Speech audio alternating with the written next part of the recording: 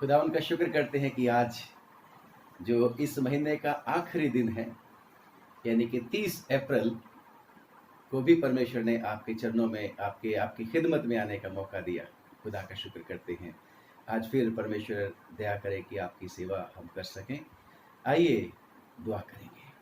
हे सर्वशक्तिमान पिता, हम आपका धन्यवाद करते हैं कि आप दयालु और कृपा करने वाले परमेश्वर हैं। आप क्षमा की खानी हैं, आप तो दया के सागर हैं। आपका शुक्र, दया करिए कि हम सबको आपने जीवित रखा। और शुक्र हो प्रभु कि ये शाम फिर से आपने हमें, आपके बेटे बेटियां जो आज की इस वीडियो को देखेंगे सुनेंगे, प्रभु वो उनकी सेवा हम कर सकें। प्लीज़ आज की सेवकाई के ऊपर तेरी बहुत बरकत उंडेल देना। और प्रभु वचन के सुनने में, पढ़े जाने में और सुनाने में तेरी मर्जी पूरी हो जाए। खुदावंद यीशु मसीह के नाम से पवित्र आत्मा जी आओ और हमें अपने कब्जा में करो। और यीशु मसीह के नाम से पिता, दुष्ट शैतान की ताकतों को जो हम डांटते झिड़कते और हुक्म देते हैं, यीशु के नाम से कोई रुकावट ना पाए। और आज जो बीज बोया जाए, यीशु के नाम से बहुत आशीष पाए, बहुत सा फल लाए, 100 गुना फल लाए। खुदावन दया करके तरस खा के प्रभु सही शब्द बोलने में मदद करना और कमी कमजोरियों को दूर करना। तेरे दास हैं, प्रभु यीशु के नाम से मांगते हैं, आमीन। आइए परमेश्वर के वचन में से सुनेंगे।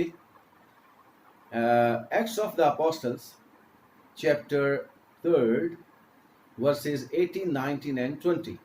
प्रेरितों के काम उसका 3रा अध्याय, उसकी 18, 19 और 20 आयात। मेहरबानी से पढ़ें। सबको जय मसीह के। मसीह की। लिखा है, परंतु जिन बातों को परमेश्वर ने सब भविष्यद्वक्ताओं को मुख से पहले ही बताया था कि उसका मसीह दुख उठाएगा, उन्हें उसने इस रीति से पूरी किया।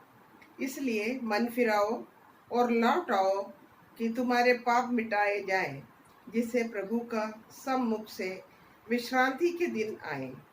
और वो उस मसीह यीशु को भेजे जो तुम्हारे लिए पहले ही से ठहराया गया है। ये प्रभु का वचन है। इसकी पढ़े और सुने जाने पर हमें आशीष। आमीन, आमीन। Praise the Lord.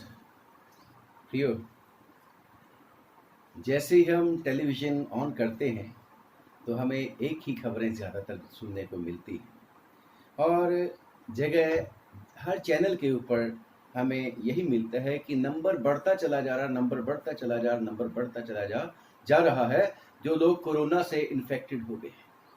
और अभी तक फिर से मैं बताता हूँ, जैसे कल बता रहे थे कि अभी तक जैसा सुनने में आया है कि इसकी एंटीडोट नहीं बनी है, कोई इसका इलाज अभी तक नहीं मिला है।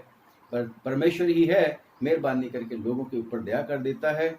और जो सेवा करने वाले हैं, डॉक्टर्स, नर्सेज, पैरामेडिकल स्टाफ, उनको सपोर्ट करते हैं ताकि वो उसका मुकाबला कर सकें, कोरोना वायरस की इन्फेक्शन का। तो इलाज इसका नहीं है, इलाज तो सिर्फ परमेश्वर के पास है, इलाज अभी तक आया नहीं है इसका। खुदावन मेहरबानी करे कि उसकी मर्जी पूरी हो, जो भी उसकी इच्छा है वो अच्छी है। परंतु साथ ही साथ बड़ी दुख की बात होती है, जब मैं ये टेलीविज़न देखते हैं हम, तो उसमें अक्सर दिखाते हैं अब इतने लोग मर गए, इतने लोग मर गए। इतने समय, दिन के किसी भी हिस्से में आप टेलीविज़न को ऑन करो खबरें सुनने के लिए, तो बड़े बड़े कब्रिस्तान दिखाते हैं कि इतनी सारी कब्रें खुद गई हैं। और कहीं कहीं तो ऐसा दिखाते हैं कि लोगों के रिश्तेदार जो हैं आते नहीं हैं बॉडी को क्लेम करने के लिए, और दूसरे लोग ही उनकी जो है अंतिम उसका जो क्रियाक्रम है उसको कर देते हैं। बड़ी अजीब बात है। और यह भी लिखा है कि कई कई लोगों को एक एक कब्र में, बड़ी वाली कब्र में डाल देते हैं। बड़ी उदासी की बात है, बड़ी भयानक बात है देखा जाए तो। परमेश्वर के वचन में अगर कोई लोग अपने मुर्दे को पूरी क्रियाक्रम के साथ, पूरी इज्जत के साथ नहीं करते थे तो उन लोगों को श्रापित समझा जाता था। परमेश्वर ने एक बार एलिया के जरिए कहा था इजेबेल को कि तेरी लाश पड़ी रहेगी, कोई उसको दफनाने के लिए नहीं पड़े, खाद की तरह पड़ी रहेगी। बड़ी सुनते ही बड़ी भयानक बात है ये। और ऐसे ही कितने सारे वर्सेस हैं बाइबल के बीच में जहां पर लिखा है कि उसको जो है मिट्टी नहीं दी। अगर दी भी गई तो उसको अच्छी जगह पे मिट्टी नहीं दी गई, राजाओं के कब्रिस्तान में मिट्टी नहीं दी गई। और याकूब को जब खबर मिली थी कि भाई तेरा बेटा जो था ना, जिसके बारे में तो सोचता था मर गया, वो जीवित है, और खुदा ने याकूब को ये बोला था कि यूसुफ ही तेरी आंखों को बंद करेगा, यूसुफ ही तेरे मरने के समय में तेरा क्रियाक्रम करेगा। वो श्योरिटी खुदा ने दी थी कि यस, तेरा बेटा सचमुच में जीवित है। परंतु आजकल जब हम देखते हैं कि कई लोगों के रिश्तेदार जिनको आना चाहिए,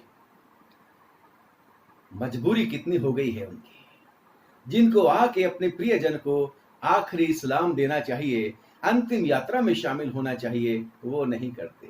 जैसे टेलीविजन में मैं देख रहा था कि बहुत सारे लोग हैं जो मोहल्ले के लोग हैं, उन लोगों ने जो मुर्दा था उसको अंतिम क्रियाक्रम करा, और जो उनके अपने थे वो कोई प्रेजेंट नहीं हुआ। कैसी अजीब बात ये, कितनी दुर्भाग्यपूर्ण बात ये है। ऐसे ही एक बार बात हुई थी बाइबल के बीच में, जिसको मैं पढ़ के सोच विचार कर रहा था कि लाजर और धनी की जो कहानी है उसके बीच में, ये लाजर जो था बेचारा बहुत ही ज्यादा गरीब आदमी था, कमजोर आदमी था, क्योंकि उसके घावों से भरा होता था।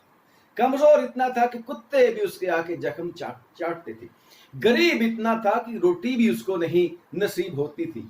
और लाचार इतना था कि सोचता था कि ये धनी आदमी जिसकी डेवड़ी के आगे मेरे को बिठा दिया जाता है, छोड़ के चले जाते हैं लोग, मैं इसकी मेज पे से गिरे हुए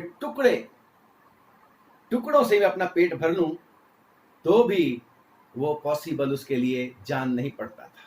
परंतु जब हम देखते हैं कि वो लाजर जब मर गया, तो फरिश्तों ने आके उसको उठाया और उठा के इब्राहिम की गोद में पहुंचा दिया। मैं अपनी वाइफ से बात कर रहा था कि सचमुच में ये फरिश्तों की तरह लोग भिजवा देता है परमेश्वर, कि किसी का माँ बाप है, किसी का भाई है, किसी की पत्नी है, किसी का पति है, परंतु दूसरे लोग उनकी क्रियाक्रम कर रहे हैं।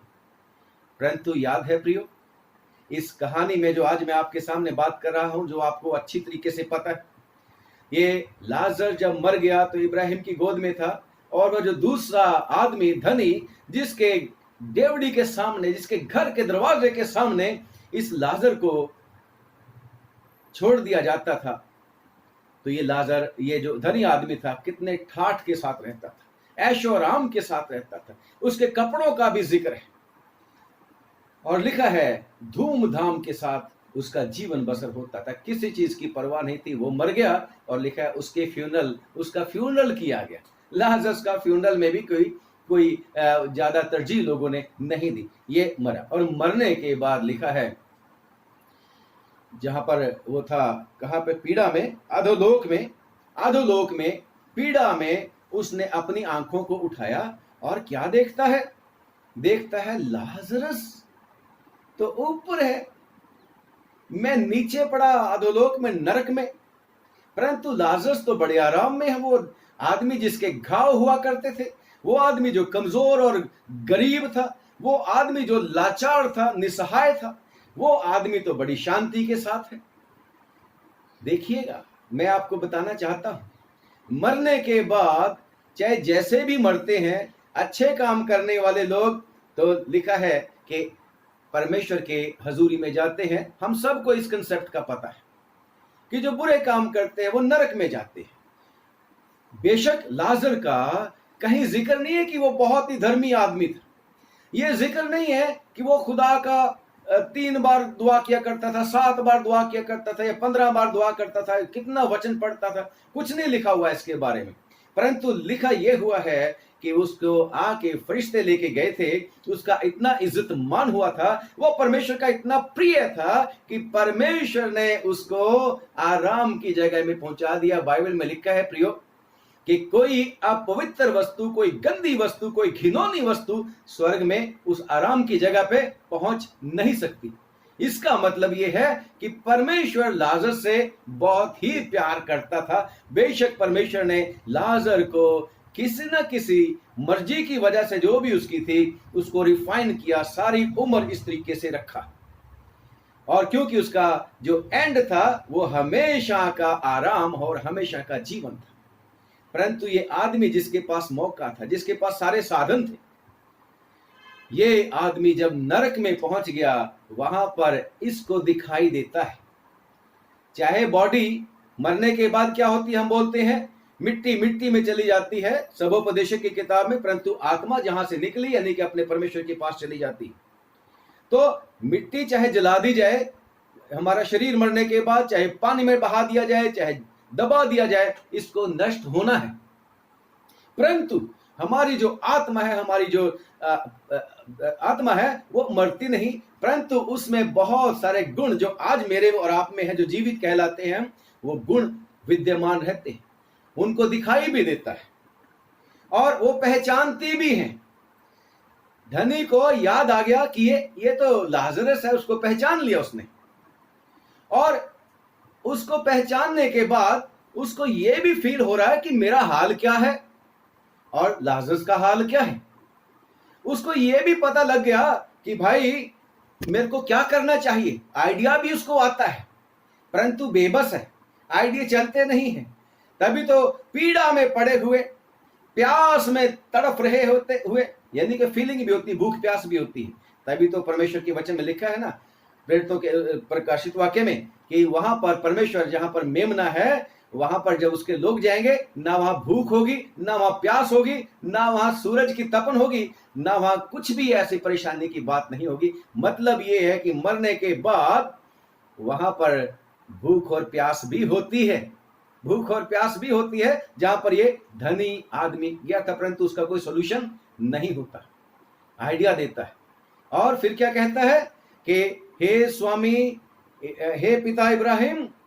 इब्राहिम को भी तो पहचानता है वो, पहले शायद नहीं पहचाना होगा, कभी देखा भी नहीं होगा, परंतु अभी इब्राहिम को पहचानता है और कहता है, पिता इब्राहिम, लाजर को भेज कि वो अपनी उंगली का सिरा डबोकर पानी में मेरी जीभ को ठंडा करे।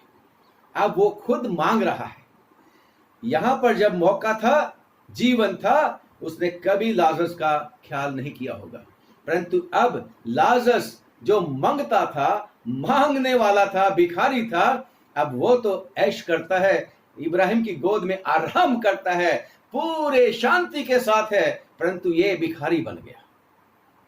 और भिखारी भिखारी नहीं, बल्कि लिखा है परमेश्वर के वचन में कि इब्राहिम को जब कहता है कि मैं इस ज्वाला में तड़प रहा हूं, ये मेरे लिए ठीक नहीं है बाप, मैं तो बड़े ठाठ से रहा था। और इसलिए इब्राहिम भी कहता है, हे पुत्र, याद तो कर कि तू अपने जीवन में अच्छी वस्तुएं ले चुका है और ऐसे ही लाजरस बुरी चीजें ले चुका है।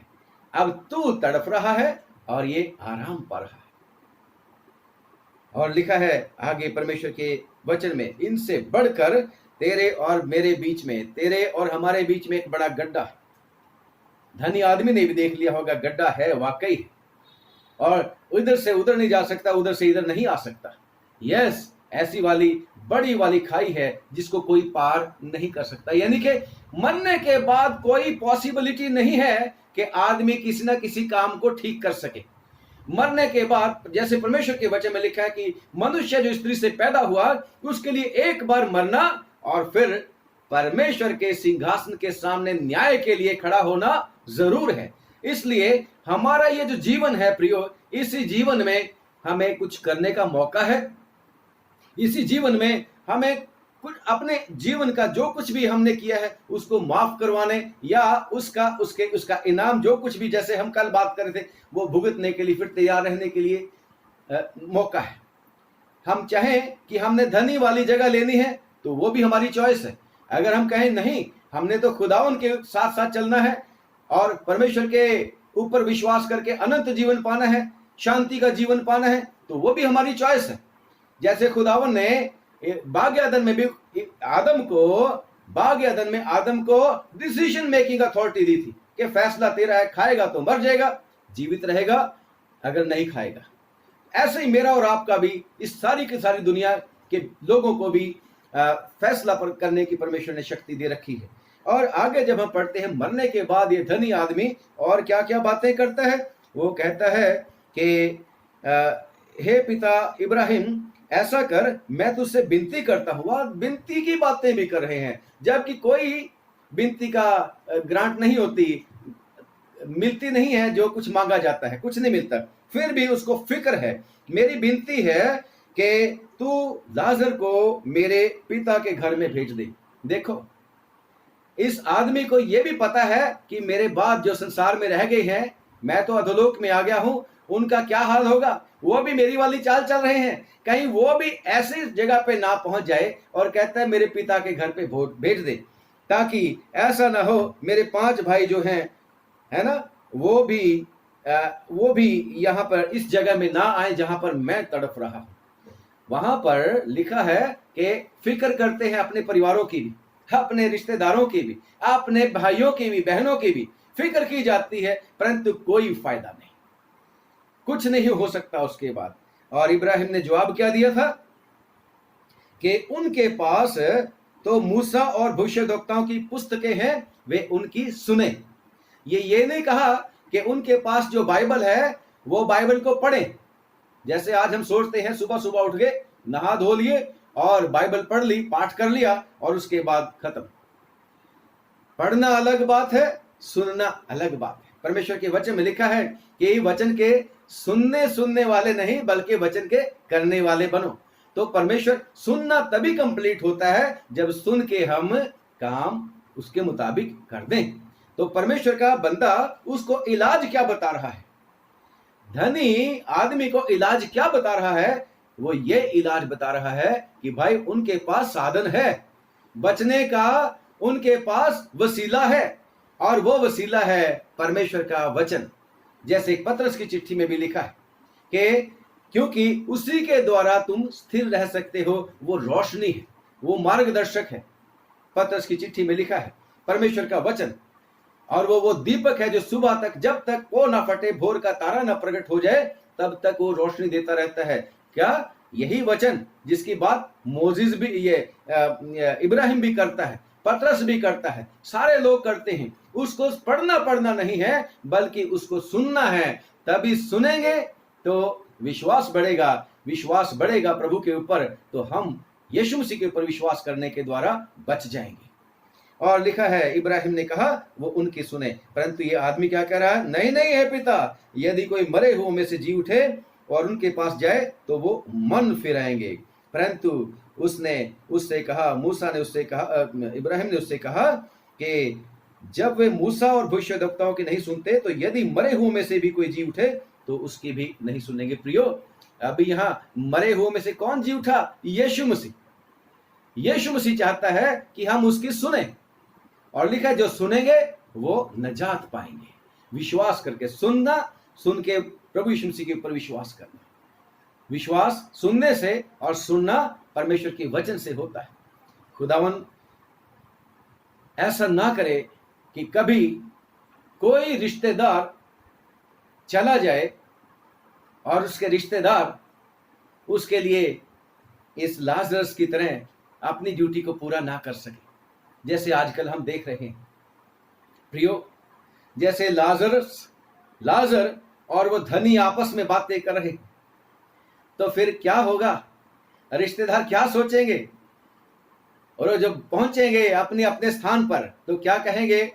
उस अधोलोक में या इब्राहिम की गोद में क्या बातें होंगी? मैंने तो तुम्हारे लिए इतना कुछ किया था, मैंने अपना जीवन तुम्हारे लिए दे दिया था भाई, बहन, पति, पत्नी, माता, पिता, बेटा, बेटी, सब कुछ मैंने तुम्हारे लिए किया। अरे तुमने मेरे लिए कुछ भी नहीं किया। मैंने तुम्हारे लिए अपना जीवन दे दिया, तुमने कुछ भी नहीं। खुदा ना करे ऐसा समय हम में से किसी को देखना पड़े विश्वासियों। इसके लिए क्या इलाज है? इसके लिए इलाज यही है कि हम खुदावंद यीशु मसीह के पास आए, क्योंकि जब उसके पास आएंगे तो ही वो हमें ऐसे बुरे समाचार से बचा सकता है, हमें ऐसी सिचुएशन से बचा सकता है, क्योंकि उसी के हाथ में सब कुछ है।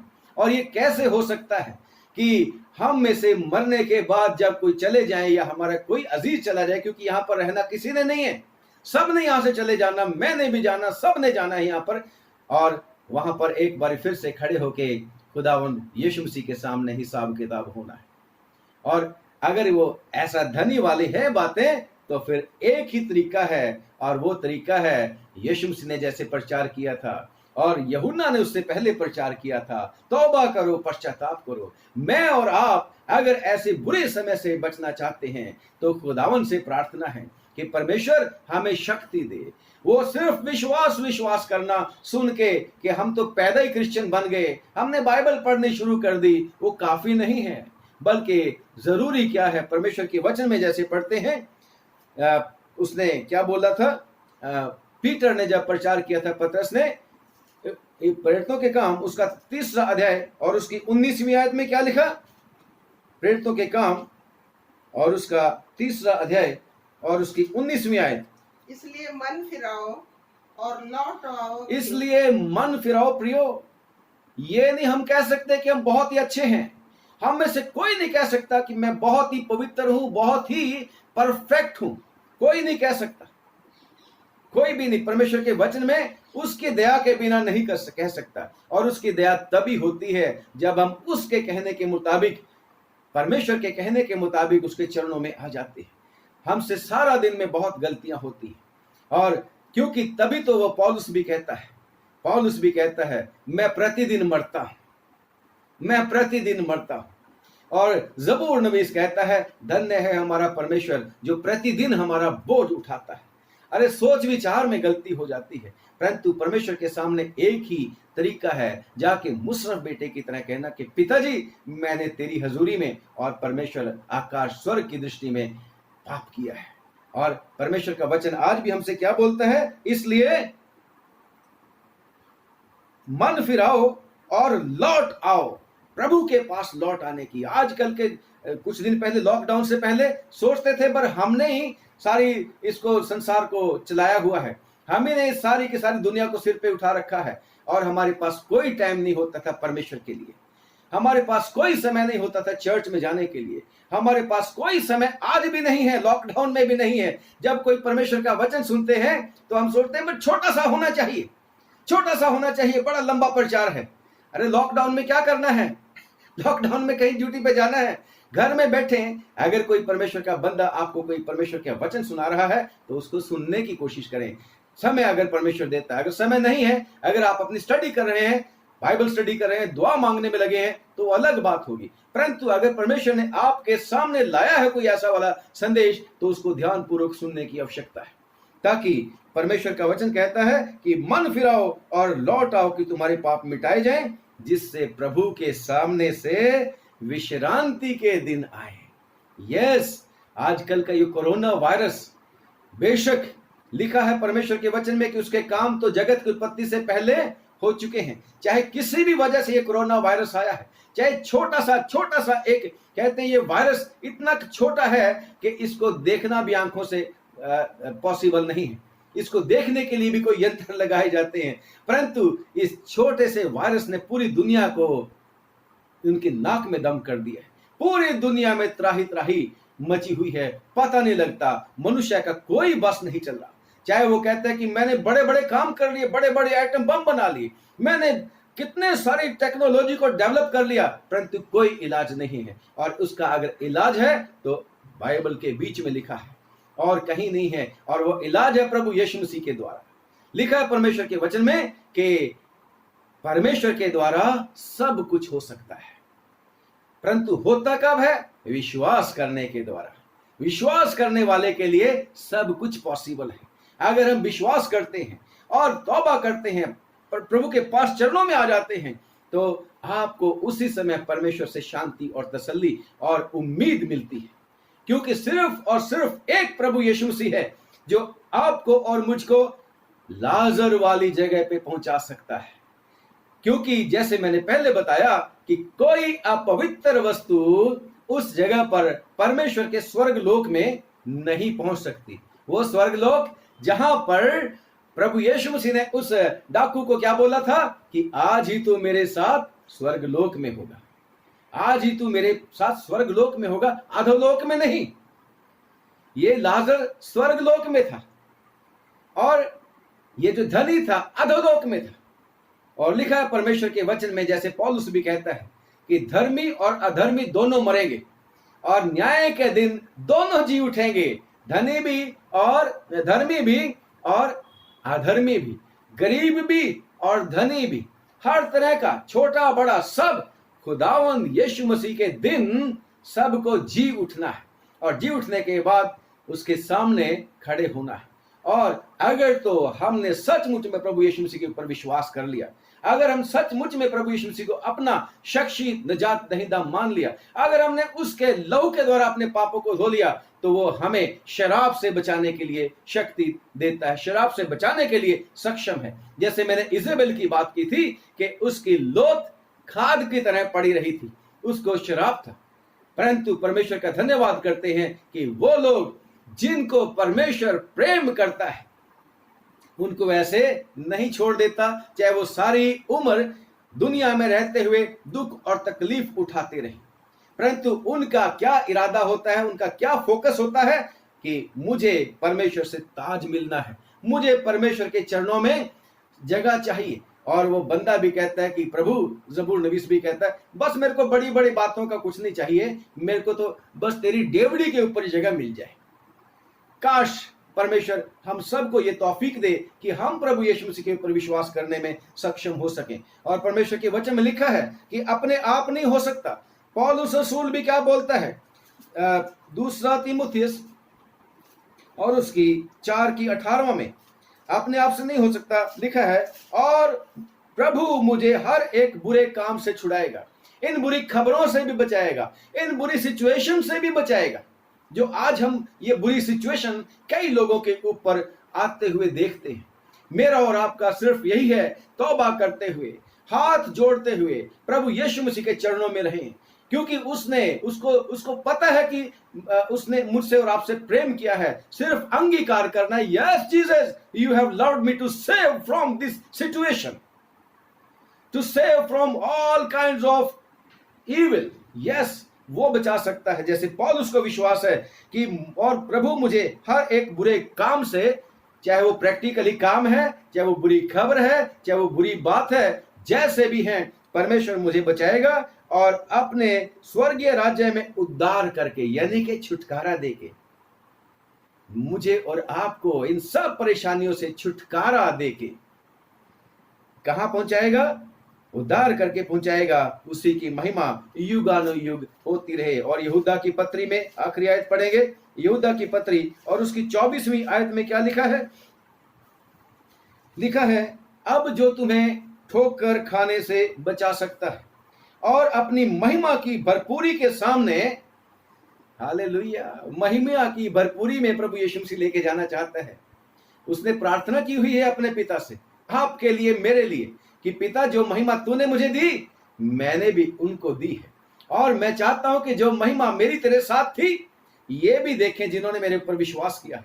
और वो महिमा आपको अधोलोक में नहीं मिलनी, वो महिमा आपको स्वर्गलोक में मिलेगी, प्रभु यीशु मसीह के पास मिलेगी। और खुदा का शुक्र करते हैं, लिखा है, अब जो तुम्हें ठोकर खाने से बचा सकता है, हर तरह की बुरी टीचिंग से बचा सकता है, अविश्वास की बातों से बचा सकता है, ये घबराने वाली जो बातें हैं, जिनको खाकर लोग, जिनको सुनकर लोग, कोरोना की घटनाएं हैं, कोई और भी कैसी भी फिक्रें हैं, चिंताएं हैं, ये हमें ठोकर खिला सकती। इनसे बचाने के लिए जो बचा सकता है और अपनी महिमा की भरपूरी के सामने मगन और निर्दोष खड़ा कर सकता है, उस अद्वैत परमेश्वर हमारे उद्धारकर्ता की महिमा और गौरव और पराक्रम और अधिकार हमारे प्रभु यीशु मसीह के द्वारा पॉसिबल है। प्रभु यीशु मसीह के द्वारा जैसे सनातन काल से था, अब भी है और युगानुयुग होता रहे। आमीन, प्रेज द लॉर्ड। परमेश्वर हम सबको शक्ति दे, हम सब लोग परमेश्वर के सामने नम्रता के साथ झुकें। और ये लॉकडाउन जो दिया है परमेश्वर ने शायद इसलिए दिया है कि हम अपने आप को एग्जामिन करें और हम प्रभु के चरणों में झुक जाएं और प्रभु से प्रार्थना करें कि प्रभु दया करके, तरस खा के इस अंतिम समय में, इस अंतिम युग में मुझे शक्ति दे कि मैं तेरे साथ मिल जाऊं। एक गीत गाते होते हैं हम, फसल है पक्की, फूले जमा कर उसके खत्ते में। चारों ओर अंधेरा छाया, रात आ पहुंची, अभी भी कर ले, अभी भी कर ले प्रभु की सेवा बाकी जीवन में। प्रियो, प्रभु की सेवा हमने कैसे करी है ये मैं और आप अपने अपने बारे में जानते हैं या वो जानता है, परंतु अभी परमेश्वर ने इसीलिए हमें अपने अपने परिवारों के साथ बिठाया ताकि हम अपने अपने परिवारों के साथ यीशु के नाम में बैठें और उसके चरणों में रहें और उससे प्रार्थना करें। और धर्मी जन की प्रार्थना के द्वारा सब कुछ हो सकता है। परमेश्वर आप सब लोगों को बहुत बरकत दे और ऐसे समय में भी, जबकि ये दुखदाई समय है, आपको शांति और तसल्ली दे। और जैसे उसमें लिखा है कि वो स्त्री प्रोवर्ब्स में, नीति वचन में एग्जाम्पल है। आज मैं और आप भी यीशु मसीह की दुल्हन बनने के लिए हैं। मैं और आप भी यीशु मसीह की दुल्हन अपने आप को कहते हैं कि हम प्रभु यीशु मसीह की दुल्हन है ना। तो लिखा है कि वो स्त्री जो परमेश्वर का भय मानती है वो बुरी खबर से डरती नहीं। मुझे और आपको भी अगर प्रभु यीशु मसीह के दुल्हन हम हैं और हमें तैयारी करनी है अपने दूल्हा के लिए, यीशु के लिए, तो फिर हमें भी ऐसी खबर से डर नहीं लगेगा, परेशान नहीं होगा। बेशक ये सारी की सारी तस्वीरें जो टेलीविजन में हम देखते हैं, खबरें, और ये कोरोना वायरस का नंबर बढ़ता जाता है, हर किसी को, मुझे भी आपको भी विचलित करती हैं, चिंतित करती। परंतु खुदावंद यीशु मसीह में हमारा भाग, विश्वासियों का भाग क्या होना चाहिए? हमारा भाग हमेशा खुशी और आनंद है और यीशु मसीह के पास ही है। यीशु मसीह ने कह रखा है, मैं तुम्हें अपनी शांति देता हूं, बोझ से थके मांदे लोगों मेरे पास आओ, मैं तुम्हें आराम दूंगा, हर तरह से आराम दूंगा, बुरी खबरों से आराम दूंगा, आपको शांति दूंगा, बहन भाइयों की तरफ से शांति दूंगा, परिवार के लोगों की तरफ से शांति दूंगा, बुरी खबरों की तरफ से तुम्हें शांति दूंगा। यस, खुदावन यीशु मसीह के चरणों में आने की आवश्यकता है। जैसे फिर से मैं उसको दोहराता हूं जो आपके सामने रीडिंग की गई थी। लिखा है कि इसलिए लौट आओ, इसलिए मन फिरो और लौट आओ कि तुम्हारे पाप मिटाए जाए, जिससे प्रभु के समुख से विश्रांति के दिन आए। खुदावन हमें विश्रांति दे, आराम दे, चैन दे। प्रभु यीशु मसीह आप सब लोगों को बहुत बहुत बरकत दे, आशीष दे। आइए दुआ करेंगे। सर्वशक्तिमान, सचमुच में कैसे समय आ गए प्रभु जी। प्रभु, ऐसा समय आ गया, पहले सोशल डिस्टेंसिंग की बात होती थी, अब पर्सनल डिस्टेंसिंग की बात होती है। खुदावंद और आगे पता नहीं क्या होने वाला, लेकिन खुदावंद तू वो परमेश्वर है जिसके द्वारा तेरे लोगों का बाल भी बांका नहीं होगा। हाँ प्रभु, दया करके तरस खा के अपने सब लोगों को संभालना, मदद करना, रक्षा करना और ऐसे बुरे समाचारों से, ऐसी बुरी भयानक बीमारियों से बचाने का वायदा यीशु मसीह तूने कर रखा है। हे प्रभु यीशु, दया करके अपने लोगों को लगातार दुआ मांगते रहने में मदद करना और तौफीक देना कि तेरे प्यारे बेटे बेटियां, इनके जो कुछ भी है, बहन भाई, रिश्तेदार, परिवार के लोग, प्रभु सारे विश्वासी, चल अचल संपत्ति इनकी, सब के ऊपर प्रभु यीशु तेरा लहू छिड़कते हैं। बचा के रखना, तेरे लोगों को बचा के रखना और तौफीक देना कि सब कोई लोग अपने आप को तैयार करे यीशु मसीह के दिन के लिए। और प्रभु तेरे सामने नम्र और दीन बने। और प्रभु जो तूने काम दिए हैं, ताकि हम खुदा कलीसिया को मजबूत करें, तेरे घर को मजबूत करें और प्रभु तेरी दया से प्रभु जी सचमुच में बहुतों के लिए आशीष का कारण बन जाए। हे प्रभु, हम प्रार्थना करते हैं, मेहरबानी करके, दया करके खुदावन, सारे जो लोग बीमार हो चुके हैं उन्हें चंगा कर दे प्रभु। जिनके प्रियजन जा चुके हैं प्रभु जी, उनको शांति और तसल्ली दे प्रभु। दया करके प्रभु जो देखभाल करते हैं, जो प्रभु जी इस कोरोना वायरस से ग्रसित लोगों के प्रभु जी जो चपेट में आ चुके हैं, उनको इलाज कर रहे हैं, सेवा कर रहे हैं प्रभु जी, उनको भी, उनके परिवारों को भी आशीष देना। और जो लोगों को बचाने का कार्य कर रहे हैं कि तुम्हें भी कहीं ये कोरोना वायरस ना लग जाए, सरकारें हैं, पुलिस प्रशासन है, मिलिट्री है, ओ खुदावन, लोग हैं प्रभु, वॉलंटियर्स समझाने में लगे हुए हैं प्रभु, प्लीज उनको भी प्रभु दया करके संभालना, उनके परिवारों को भी संभालना। हे प्रभु, सब पर तेरी दया चाहते हैं, तू सबका परमेश्वर है। हे प्रभु, हम प्रार्थना करते हैं फिर से उन जगहों के लिए, उन देशों के लिए जहां पर इस कोरोना का कहर बहुत ज्यादा बर्पा हो चुका है। माफ कर दे प्रभु, हम जानते हैं खुदावन कि तू ही है परमेश्वर जो शांति का करता है और विपत्ति का रचने वाला है। तू दया का सागर भी है, तू शांति का देने वाला भी है, माफ करने वाला भी है। माफ कर, रहम कर और तेरे लोगों को तौफीक दे प्रभु जी कि सचमुच में तेरे चरणों में आ जाएं, ताकि खुदावन इस कोरोना वायरस से छुटकारा हो सके। तो जल्दी प्रभु जी किसी न किसी अपने बेटे बेटी को प्रभु जी बुद्धि दे, समझ दे, जिससे प्रभु जी इसका इलाज मिल सके। और अगर है खुदावन खुदा तेरा आना जल्दी होता है तो तौफीक देना प्रभु कि जो तेरे चुने हुए हैं यीशु के नाम से प्रभु तेरे साथ ओ खुदावन खुदा बादलों पर उड़कर जाने वाले हो सके।